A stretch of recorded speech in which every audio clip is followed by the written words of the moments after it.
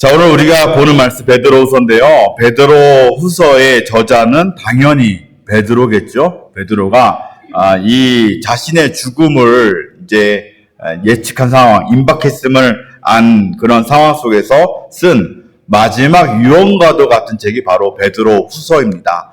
그러다 보니까 그 말 한마디 한마디가 다 의미가 있고 어떻게 보면 가장 핵심적이고 가장 간절한 내용을 담고 있는 것이 베드로후서다라고 볼 수가 있겠죠. 당시 베드로가 이 후서 편지를 쓸 당시의 교회는 안팎으로 큰 위기에 처해 있던 때였습니다. 바깥으로는 이제 핍박이 있었어요. 네로 황제가 이제 뭐라 그러죠? 다스리기 시작했던 그런 때였고, 또 그리스도인들을 향해서 이런 박해를 시작하던 때였습니다. 안으로는 이단들이 이 성도들을 미혹하고 흔들고 있는 그러한 시기였습니다. 교회 안에 들어온 이단들이 자꾸만 성도들을 또 오해하게 만들고, 예수님이 정말 다시 오실까? 예수님은 다시 오시지 않으실 수도 있겠다. 혹은 이거 한번 구원받았으면 됐지, 구원받은 이후에 우리가 더 잘 살 필요가 뭐가 있는가? 그냥 구원이 중요한 거야. 이렇게 가르치는 이단들이 교회 안에 막 들어와서 성도들을 막 미혹하고 있는, 그러니까 교회 안팎의 위협이 지금 도사리고 있는 그러한 시대였다는 거죠. 그러한 위기 속에서 안팎의 미혹, 바깥으로 오는 위협과 안에서의 미혹 속에서 흔들리는 교회를 향해서 변면하는 편지가 바로 베드로후서인 거예요. 거짓 가르침에 흔들리지 말라고, 외부로부터 오는 그런 어떤 압박에 넘어지지 말라고, 무너지지 말라고, 믿음 위에 굳게 서기를 간절히 바라는 마음으로 이제 쓰여진 책이 바로 베드로후서라는 것이죠. 그럼 베드로는 성도들에게 무엇을 권면했을까요? 베드로가 이 베드로후서를 통해서 가장 강력하게 이야기하고 있는 어떤 해결책을 우리가 찾아볼 수가 있는데, 그것은 바로 아는 것이에요. 아는 것. 누구를요? 우리가 하나님과 우리 주 예수를 아는 것. 이것이 베드로가 우리에게 알려준 신앙이 흔들리지 않는 방법이라는 거예요. 힘써 아는 것. 그분을 아는 것이야말로 우리의 신앙을 지키는 유일한 방법이고, 성숙한 신앙으로 나아가는 그런 핵심, 해결책이라고 베드로는 우리에게 가르치고 있는 것입니다. 먼저 우리 베드로후서 1장 1절을 보면 베드로가 이 수신자들을 애들에게 이렇게 말하죠. 1장 1절입니다. 예수 그리스도의 종이며 사도인 시몬 베드로는 우리 하나님과 우리 구주 예수 그리스도의 의를 힘입어 동일하게 보배로운 믿음을 우리와 함께 받은 자들에게 편지한다. 여기서 주목할 단어는 동일하게 보배로운 믿음이에요. 동일하게 아름다운 믿음이에요. 동일하게 중요한 믿음이에요. 누구에게요?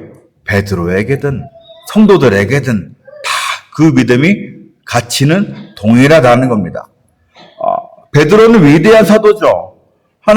예수님이 가장 사랑하는 수제자였고, 또 굉장히 강력한 어떤 영적 권위도 갖고 있던 사람 아니겠습니까? 그런데 이 베드로 위대한 사도였고, 이 편지를 받는 수신자들은 성경에 기록도 되지 않은, 이름도 나오지 않는 평범한 성도들이었습니다. 그런데 베드로가 받은 것과 성도들이 받은 그 믿음의 가치는 동일하다라고 이야기하는 거예요.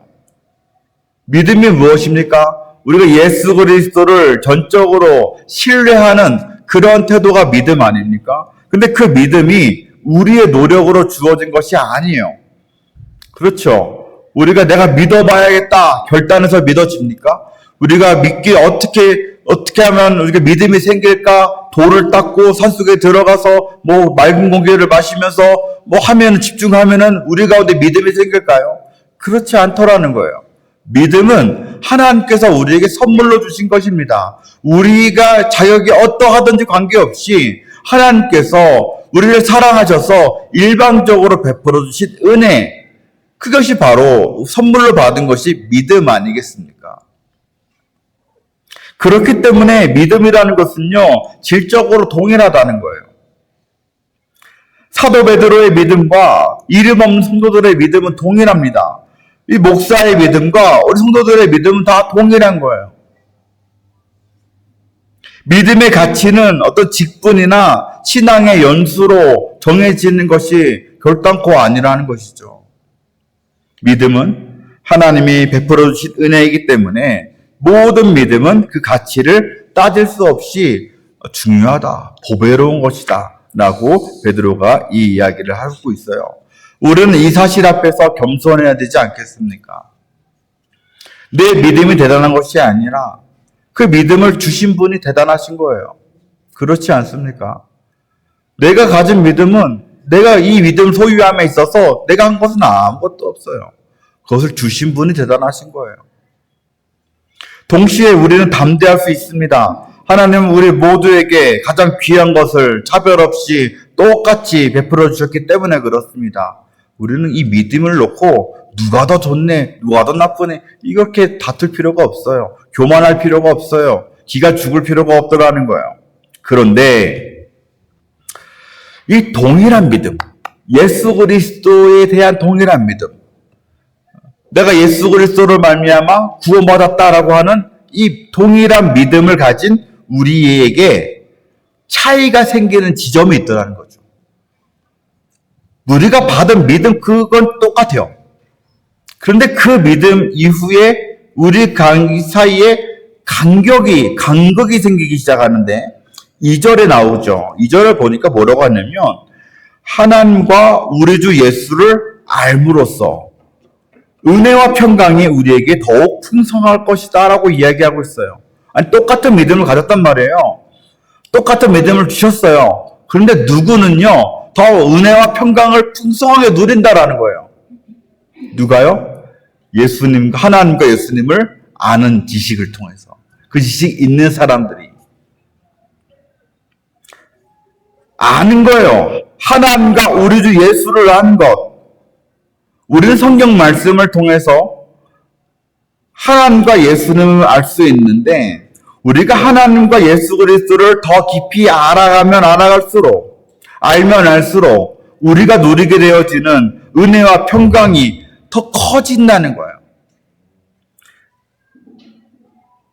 믿음의 가치는 다 같고 소중하지만 우리가 하나님과 예수 그리스도를 알면 알수록 우리가 누리게 되어지는 은혜의 깊이가 달라요.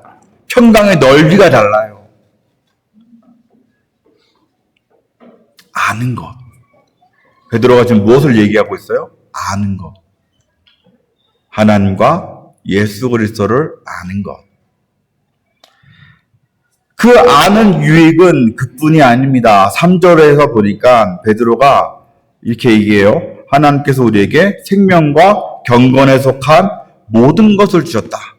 생명과 경건에 속한 모든 것을 주셨다. 근데 이게 굉장히 놀라운 선언인데요. 하나님은 우리에게 그러는 거예요. 너 이제 믿음을 줬으니까 내가 너희들에게 예수님을 믿는 믿음을 주었고 이제 구원받게 했으니까 너희를 불렀으니까 택했으니까 이제 너희들이 알아서 잘해봐가 아니라는 거예요. 너 힘으로 율법을 지키고 너가 알아서 거룩한 삶을 한번 살아봐. 너가 한번 성화를 이루어봐. 너가 한번 알아서 예수 그리스도를 닮아봐. 이렇게 하시는 것이 아니라는 거죠. 하나님은 생명과 경건에 속한 모든 것을 이미 우리에게 주셨다라고 이야기해요. 생명은 무엇입니까? 영적인 생명력을 이야기하는데 좀 다르게 얘기하면 죄를 이길 수 있는 능력을 이야기해요. 죄를 이겨낼 수 있는 능력을 이야기해요. 생명이 그 얘기를 하고 있어요. 또 한 가지, 경건은 무엇을 이야기합니까? 하나님을 닮아갈 수 있는 능력이죠. 하나님을 점점 닮아가는 게 이 경건이에요, 경건. 그런데 이 죄를 이길 수 있는 힘과 하나님을 닮아갈 수 있는 이 경건, 이 능력을 이미 주셨다라는 거예요. 이미 우리에게 다 주셨다라는 거예요. 제 아내 조카가 중2인데, 중2 남학생인데, 이제 다음 주에 이제 교회에서 제주 한라산으로 등반을 간대요. 네.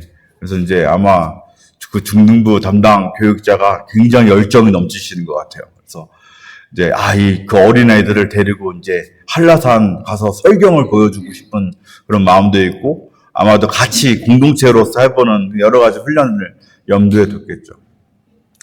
처형도 그렇고 아내도 그렇고 제 아내도 그렇고, 조카가 중2밖에 안 된 조카가 이제 한라산 간다고 하니까는 걱정이 많이 되는 것 같습니다. 한라산이면 그래도 우리 대한민국에서 제일 높은 산 아니겠습니까?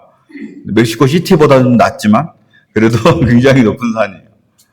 그렇죠.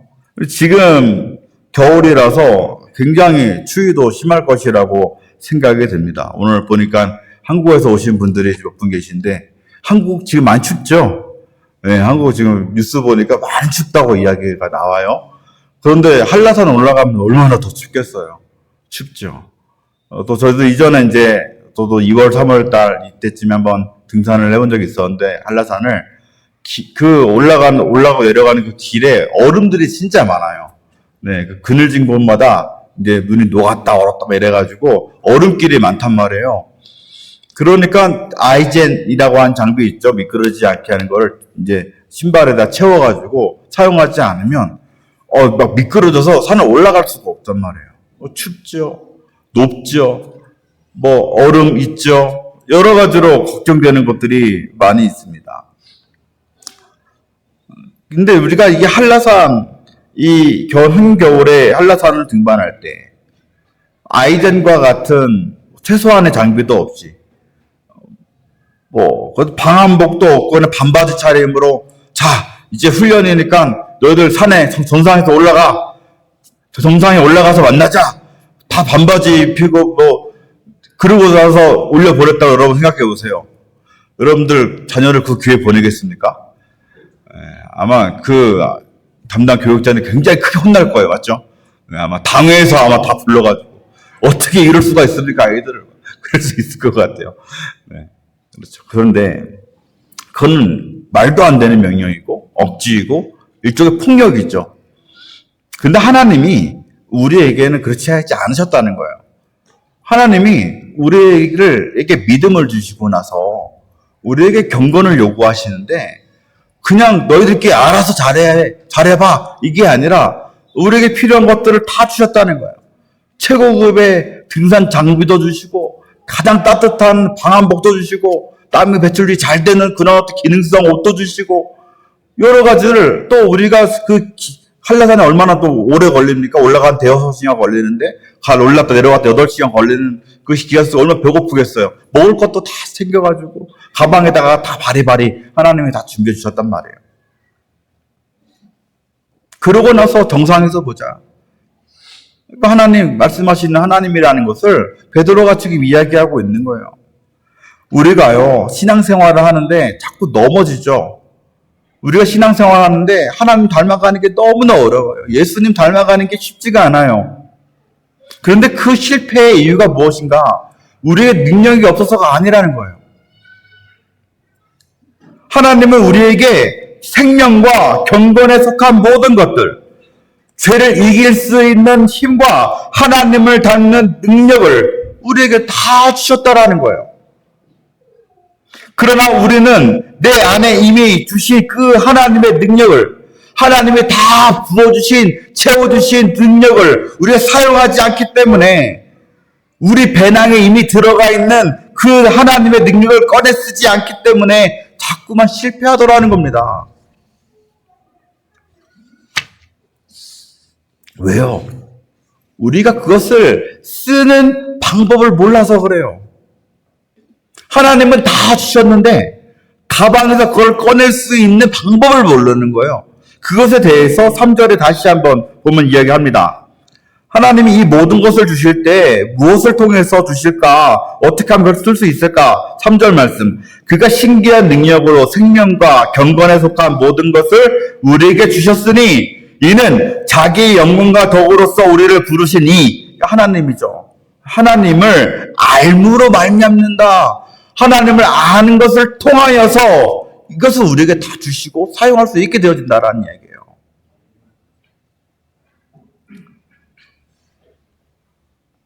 하나님을 아는 지식이야말로 우리 배낭 안에 있는 그 장비들을 꺼내 쓸 수 있는 열쇠라는 이야기입니다.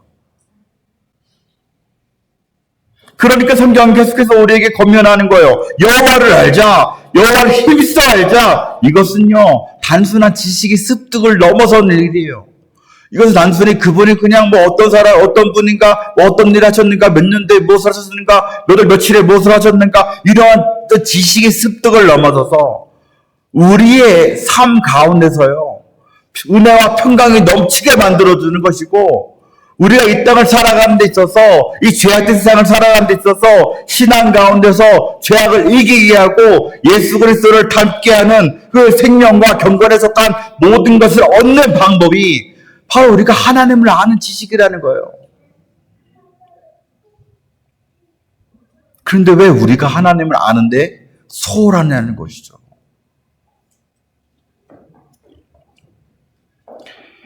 (5절에서) (7절) 말씀을 보면 하나님을 아는 지식에 대해서 베드로가 부연하고 있습니다. 앞서 말했던 것처럼 우리에게 은혜로 우리에게 믿음이 주어졌습니다. 그런데 믿음은 우리 모든 신앙생활에 있어서 기초라고 이야기했죠. 우리는 처음 받은 믿음에 안주해서는 안 됩니다. 믿음은 그저 시작일 뿐이에요. 그 기초 위에 집을 쌓아 올려야죠. 이게 우리가 신앙생활이라고 이야기하고, 또는 좀 어려운 신학적 용어로 성화라고 이야기하는 겁니다. 베드로는 우리에게 8가지 이 성장의 단계를 제시하면서요, 우리의 신앙이 계속해서 성장해야 된다, 자라나야 된다라고 권면합니다. 여러분의 신앙이 어떤 단계까지 올라와 있는지 한번 생각해 보면 좋을 것 같은데요. 믿음이 1단계라고 이야기했죠. 믿음이 기초예요. 믿음이 기초라면 그 위에 무엇을 더해야 됩니까? 덕을 더해야 된다라고 이야기하고 있어요. 덕은 어떤 도덕적인 실천을 이야기합니다. 착한 행실을 이야기해요. 착한 행실. 믿음은요, 믿음으로 끝나면 안 되고 매일의 삶 속에서 어떤 선한 행실로 드러나야 한다는 뜻입니다.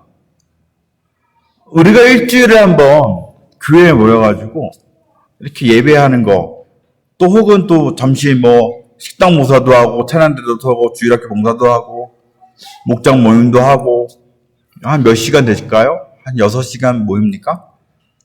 우리가 우리의 모든 에너지를 다 모아서 6시간 정도만 성도로 살아가는 것은 누구나 쉬운 일이에요. 지금 교회에, 우리 멕시코한 양육회를 얘기하는 게 아니고 일반적으로 교회에 나오는 많은 문제가 뭡니까? 성도들이 앞과 뒤가 다르다는 거 아니겠어요? 교회에서는 다 경건하고, 모이면 사랑한다고 그러고, 착하고, 서로 위해 섬기고 봉사하고 그래요.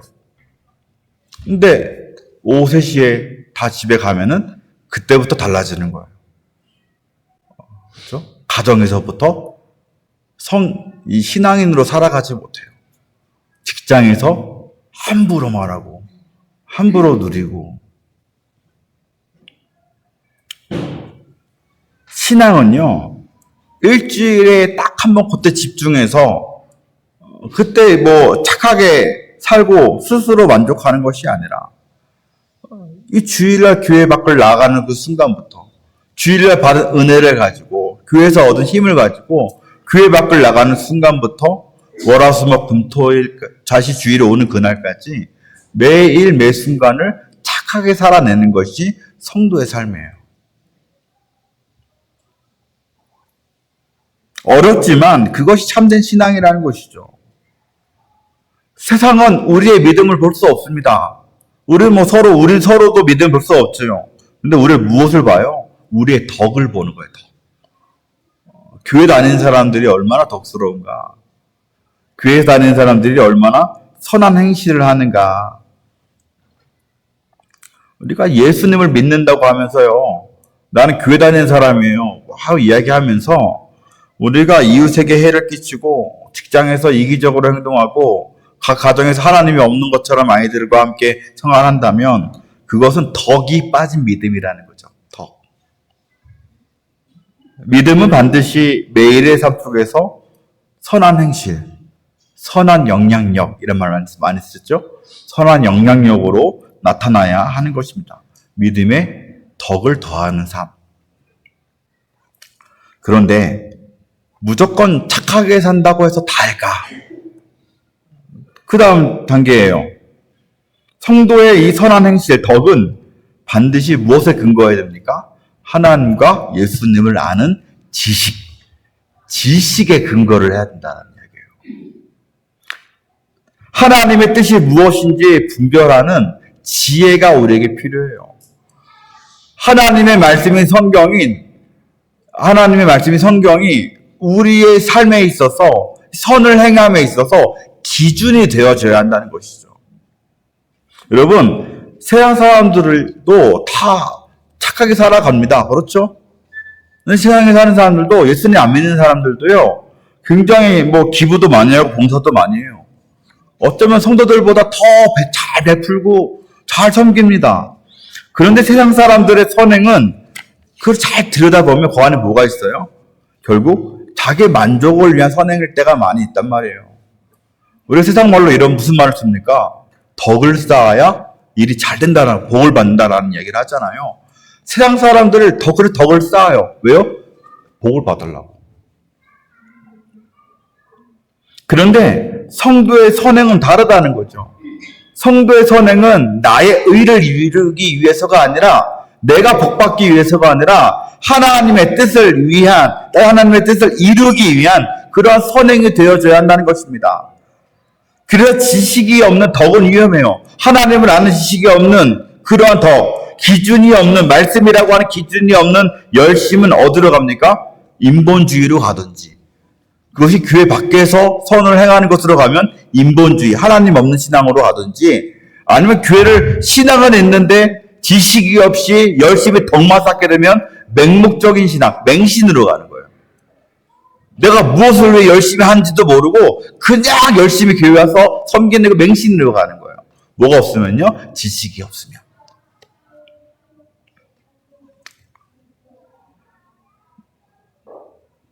내가 아는 이 선행이, 내가 하고 있는 이 선행이 정말 주님이 원하시는 것인지, 내가 지금 섬기고 있는 이 헌신들이 하나님이 기뻐하시는 것인지, 우리는 말씀으로, 하나님과 예수 그리스도라는 지식으로 늘 점검해야 된다라는 거예요.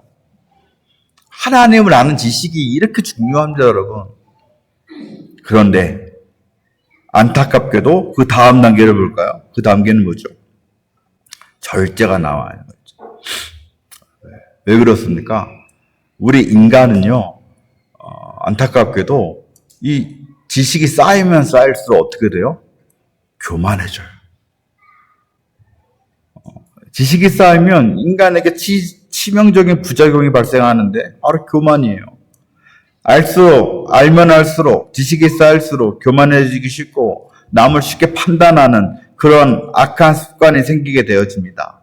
그러니까 베드로가 하나님을 아는 지식 위에 반드시 절제를 더하라고 이야기를 하는 거예요. 절제는 무엇입니까? 나를 다스리는 것을 이야기해요. 내 내부를 통제하는 거예요. 나의 내부를 통제하는 거예요. 내가 아는 것을 다 말하지 않는 거. 내가 안다고 해서 잘난 척하지 않는 거.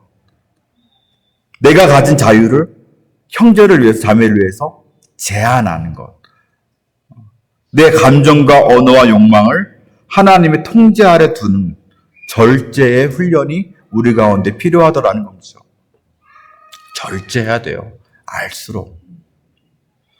절제가 자신의 내부를 통제하는 것이라면 그 다음에 나오는 인내는 무엇이냐면 외부의 압박을 견디는 것을 인내라고 이야기합니다. 절제가 내 안에 일어나고 있는 유혹들을 참는 것이라면 인내는 밖에서 오는 고난들 또 시련들을 견디는 것이 인내예요. 인내. 그래서 상황이 나빠져도 우리 살다 보면 상황이 나빠질 때가 얼마나 많습니까? 물질적으로 고통당할 때가 얼마나 많습니까? 우리 가정 가운데 또 질병으로 인하여서 어려운 일들이 우리 가운데 마구 찾아오죠. 때로는 핍박이 찾아오기도 합니다. 이단이 미혹하기도 하는데 그럼에도 불구하고 어떤 상황에서도 믿음의 자리를 떠나지 않고 끝까지 버티는 힘, 그것이 바로 인내예요. 인내. 우리가 인내가 그 절제에 더해져야 한다는 것이죠. 그리고 이 인내를 통해서 연단된 성도는 무엇에 이르게 되냐면 경건에 이르게 되어지는 거예요. 경건. 6단계에서 이 경건은 단순히 예배의 시간에 엄숙한 표정을 짓는 것이 아니에요. 여러분들 보니까 여기 계신 표정만 봤을 때는 다 경건하신 분들이 앉아 계세요. 얼마나 엄숙한 분위기로 앉아 계신지 모르겠어요. 그런데 경건이라는 것은 뭐냐면 삶의 모든 순간을 하나님 앞에서 살아가는 것이 경건이에요. 호람대오라고 이야기하죠. 우리가 흔히 하나님 앞에서 살아가는 그런 삶이에요. 인내를 통해서 연단된 성도는 비로소 우리가 이 삶의 모든 순간에 하나님을 따를 수 있는 경건에 이를 수 있게 되었습니다. 우리가 이 인내가 없이는요, 경건에 이를 수가 없어요. 인내의 훈련이 없으면 우리 작은 어려움이 와도 하나님을 바로 원망해버리고 의심해버리고 교회를 떠나버려요. 이게 인내의 훈련을 덜 받았을 때 오는 시험들이죠. 인내의 과정을 잘 통과하면 우리가 일상 속에서 실제로 하나님과 동행하고 늘 하나님을 의식하고 우리가 실제로 하나님 중심으로 살아가는 삶을 살아가게 되는 것인데 이게 바로 경건의 단계라는 거예요. 자, 그런데 또 더 나아갑니다. 베드로가 그런데 경건에서 끝나서는 또 안 된대요. 경건이 무엇인가? 경건은 혼자서 산속에 들어가 사는 것이 아니다. 참된 경건은 공동체, 특히 교회 공동체 안에서 드러나야 된다는 것이죠. 스스로 하나님 중심으로 살아간다고 말하면서 그런데도 인격적으로는 영적으로 성숙해 보이는 사람 중에서도 형제 우애를 힘들어하는 사람들이 있어요. 이 관계의 어려움. 혼자서 하는 기도와 말씀 생활은 철저하게 잘합니다. 이런 사람들이 성경 묵상도 잘하고 통독도 많이 하고 예배 시간도 잘 참여하고 모두 기도에도 잘 참여해요. 그런데 정작 곁에 있는 성도, 곁에 있는 형제와 자매를 바라보지 못하는 거예요. 돌보지 못하는 거예요. 아니 도리어 비난하는 거예요. 이런 일들이 얼마나 많습니까? 그건 가짜 경건이라는 것이죠. 굉장히 경건해 보여요. 거룩해 보이지만 형제를 사랑하지 못하면 그건 가짜 경건이라는 거예요. 보이는 형제를 사랑하지 못하면서 보이지 않는 하나님을 사랑할 수 없다. 그런 말이 있죠. 경건은 반드시 교회 안에 있는 여러분의 앞뒤 좌우에 있는 형제 자매를 돌보는 섬기는 우애로 흘러가야 된다. 그리고 마지막으로 이 성장의 최종 단계가 무엇이죠? 사랑이라고 하죠. 무조건적으로, 희생적으로 사랑하는 거 아니겠습니까? 내가 속한 공동체의 일원 혹은 내게 잘해주는 사람만 사랑하는 것이 아니라 나랑 잘 맞는 사람, 나를 잘 따라주는 사람, 내 편은 들어준 사람, 그 사람들한테만 챙기고 돌아보는 그런 단계를 넘어서서 원수까지 품으시는 그 하나님의 아가페적인 사랑, 그 사랑을 닮아가야 한다는 거예요.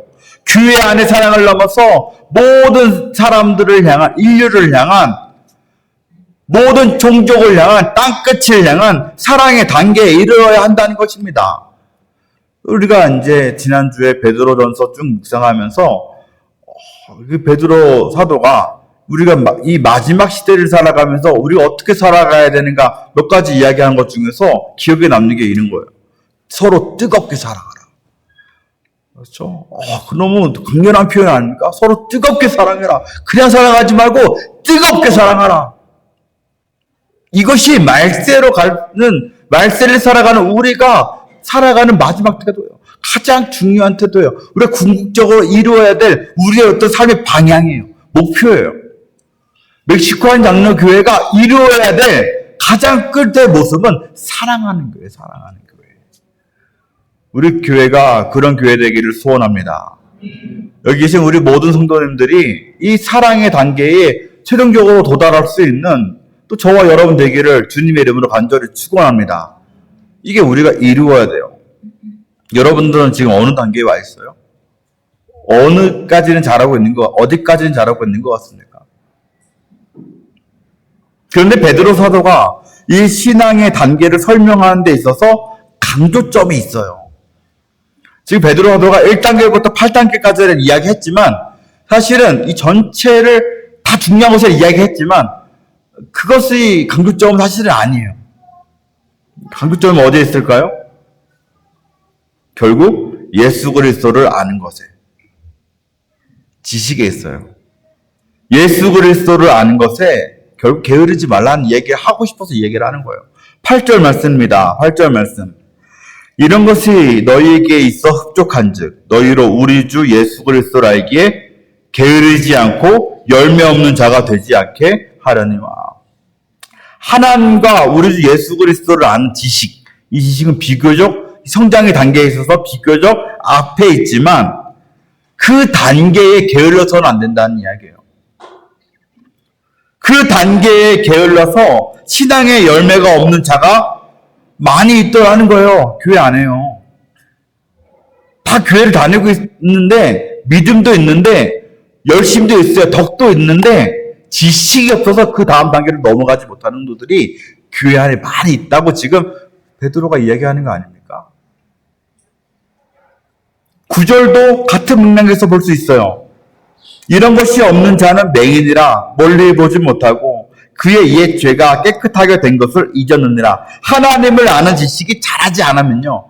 하나님을 아는데 우리가 열심을 내지 않으면 우리는 당장 눈앞에 보이는 문제만 바라보는 그런 영적 맹인, 영적 근시안이 되는 거예요.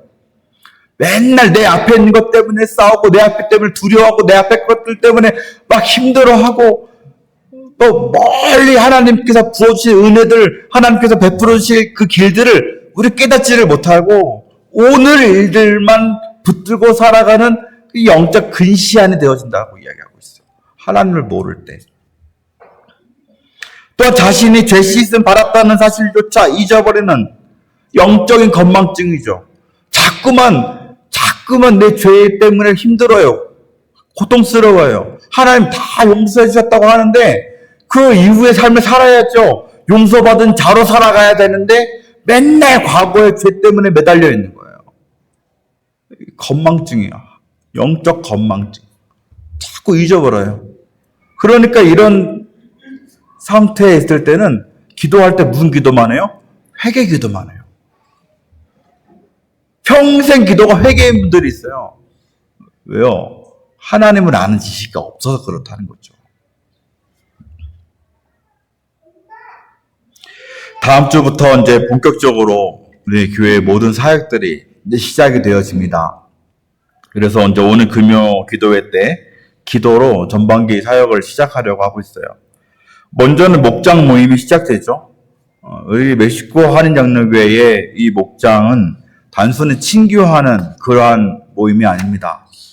우리가 한 주 동안에 읽어왔던 말씀, 그리고 주일에 들은 말씀 나누는 시간 아닙니까? 왜 나눕니까? 우리가 하나님과 우리 주 예수 그리스도를 알기 위해서 나누는 거예요. 우리가 여러분들 모여서 한 주간 뭐 어떻게 지냈어요? 사업은 잘 돼요? 뭐 이런 거 할 수 있어요. 할 수 있지만 그것만으로 끝나면 결단코 안 돼요. 아이는 잘 커요. 와, 도시락은 못 싸요. 제가 맨날 물어봐요. 네, 성도들 만나면 도시락 맨날 못 싸세요? 난 물어봐요. 근데 목장 모임 안에서는 무엇을 나눠야 된다고요? 하나님을 아는 지식을 쌓기 위해서 말씀을 나눠야 돼요. 말씀을.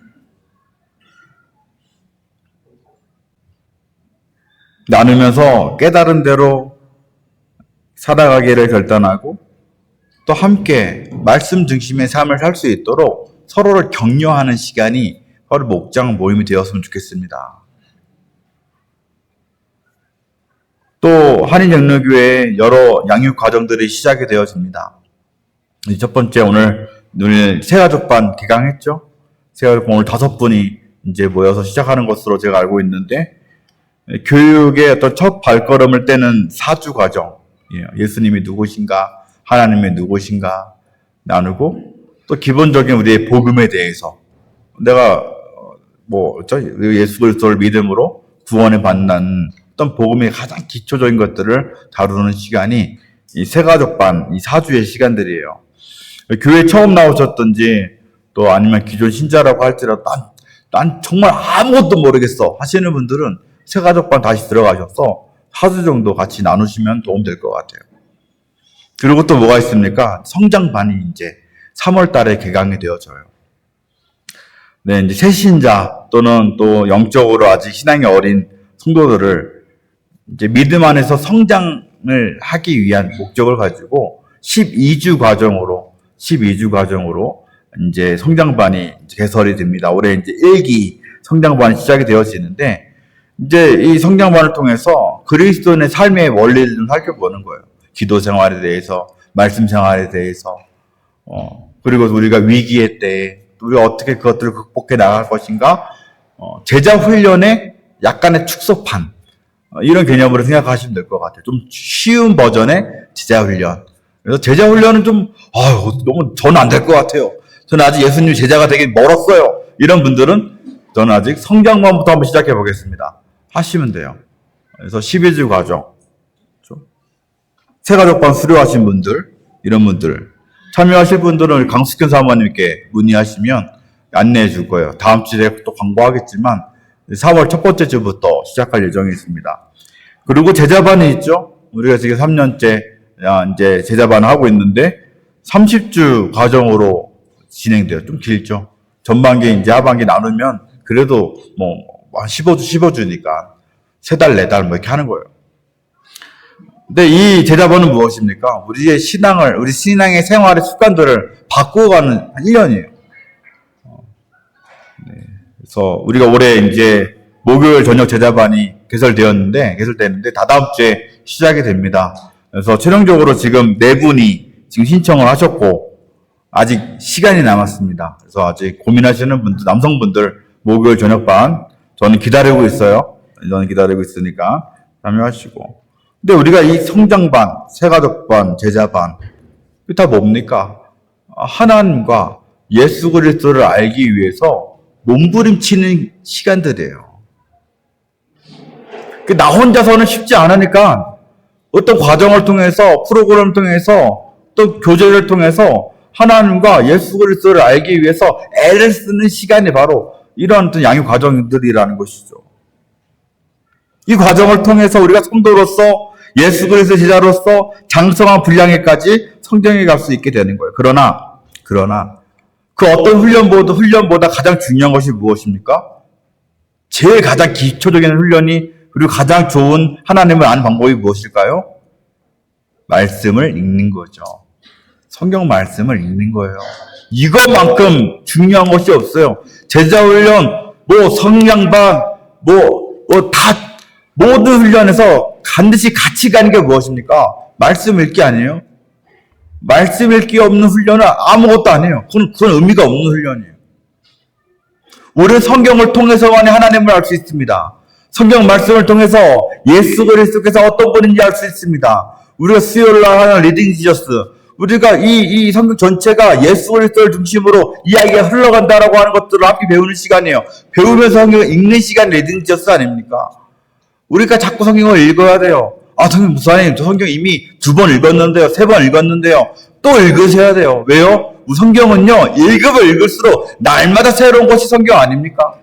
제가 며칠 전에 우리 리딩 저스 반에서 장로님들, 집사님들이랑 이야기를 나누는데 그런 얘기를 하세요. 목사님, 제가 성경을 이렇게 많이 읽어봤는데요, 이번에 또 읽어보니까 또 새로운 부분들이 있어요. 읽어보니까 또 느끼는 부분들이 있어요. 너무 신기해요.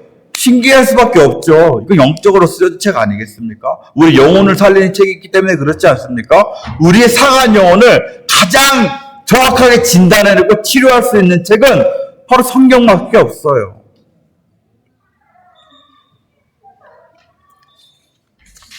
말씀을 마치겠습니다.